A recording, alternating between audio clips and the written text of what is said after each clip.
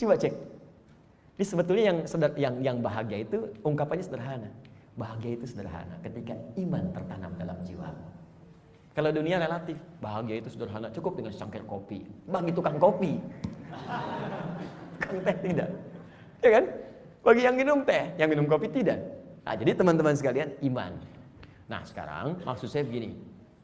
Kita ingin evaluasi, kalau sampai siang hari ini, iman yang sudah Allah tanamkan di jiwa kita, belum sampai melahirkan hal-hal tadi. Maaf ya, kalau bicara surga belakangan, karena itu hak prerogatif Allah Subhanahu wa taala. Kita hanya berikhtiar. Apakah iman itu sudah membuat diri kita tenang? Sudah membuat kita bahagia? Apakah iman itu sudah membimbing kita sukses dalam hidup? Dan puncaknya, apakah iman itu sudah membimbing kita beramal soleh? Jangan-jangan beriman masih salah, padahal namanya soleh. Kan? Jangan-jangan beriman tapi mesti berbuat maksiat. Mata bermaksiat, telinga bermaksiat, lisan bermaksiat. Ada apa yang salah? Apa yang keliru? Maka Al-Imam Al-Bukhari mengumpulkan hadis-hadis Nabi untuk mendapatkan petunjuk dari hadis-hadis itu, bagaimana mengerjakan amalan-amalan yang bisa menguatkan iman sehingga iman kita membimbing kita untuk beramal saleh. Maka muncullah bab ini, bab umuril iman. Ini latar belakang dituliskannya bab ini. Ya, jadi tadi itu baru mukaddimah, ya, pengantar kepada bab ini. Saya jelaskan dulu supaya kita paham, jangan langsung ngaji ke sini tapi nggak ngerti masalahnya apa sebetulnya muncul bab ini. Ya, saya ingin Anda paham, bukan menghafal. Menghafal itu gampang. Beliau pun bisa menghafal. Ya, ajarkan beliau, "Assalamualaikum." Besok dia bilang "Assalamualaikum." Ya, bab umuril imam, bab umuril imam. Ya, bab umuril iman. Bab tentang perkara-perkara yang mampu menguatkan iman kita, sehingga iman itu mendorong kita berbuat soleh dalam kehidupan. Jelas sampai sini?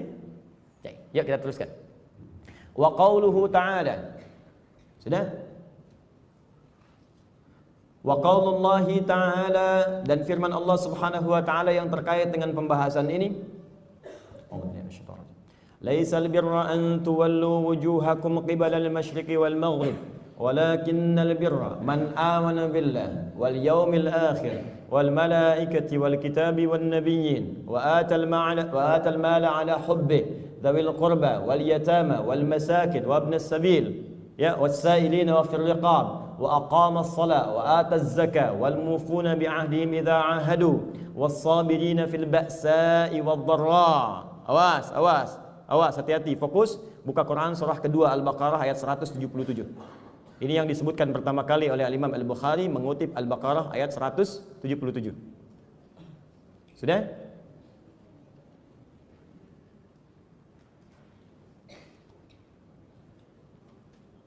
Baik. Ila akhir ayat wa qauluhu qad aflahal mu'minun. Pindah ke Quran surah ke-23 ayat yang pertama.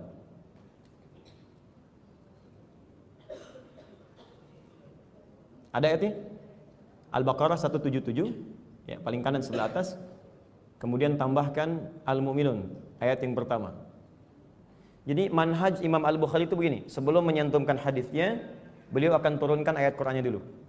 Jadi beliau itu cuma Al-Qur'an, hadis, Al-Qur'an, hadis, Al-Qur'an, hadis, dan sedikit penjelasan. Jadi tips yang pertama, kata beliau, kalau iman kita ini ingin kuat, membimbing kita untuk beramal soleh, maka Anda temukan pertama bimbingan dalam Al-Quran. Beliau cantumkan 2 surah di sini, ya, dengan 2 ayat berbeda. Satu di Al-Baqarah ayat 177 dan Al-Mu'minun ayat yang pertama. Sudah? Nanti kita bahas. Kemudian beliau juga sampaikan hadisnya, hadis Nabi Sallallahu Alaihi Wasallam. Jadi merangkum semua keterangan ayat ini, kemudian diberikan lewat keterangan hadis Nabi Sallallahu Alaihi Wasallam. Sudah? Qala haddathana Abdullah bin Muhammad qala haddathana Abu Amir Al-Aqdi qala haddathana Sulaiman bin Bilal an Abdullah bin Dinar an Abi Salih an Abi Hurairah radhiyallahu ta'ala anhu an Nabi sallallahu alaihi wasallam qala Al-imanu bid'un wa sittuna syu'batan wal haya'u minal iman. Ini sanadnya dan hadis yang disampaikan oleh Al-Bukhari dari Nabi sallallahu alaihi wasallam. Disingkat dengan padat pada perkara ini. Yuk kita tafsirkan sekarang. Jadi Qur'annya sudah, hadisnya sudah. Kita terjemahkan. Wa qaulullahi ta'ala, jika ada orang-orang yang ingin berlatih untuk menguatkan imannya, maka hendaknya ia menyimak firman Allah Subhanahu wa taala berikut. Al-Baqarah ayat 177. Laisal birra an tuwallu wujuhakum qibalal masyriqi wal maghrib. Bukanlah yang dimaksud esensi kebaikan itu engkau sekedar menghadapkan dirimu ke timur atau ke barat. Bapak Ibu, ini ada tingkat kebaikan yang keenam yang belum saya sebutkan tadi. Ya, jadi ada tadi yang saya sebutkan, masih ingat?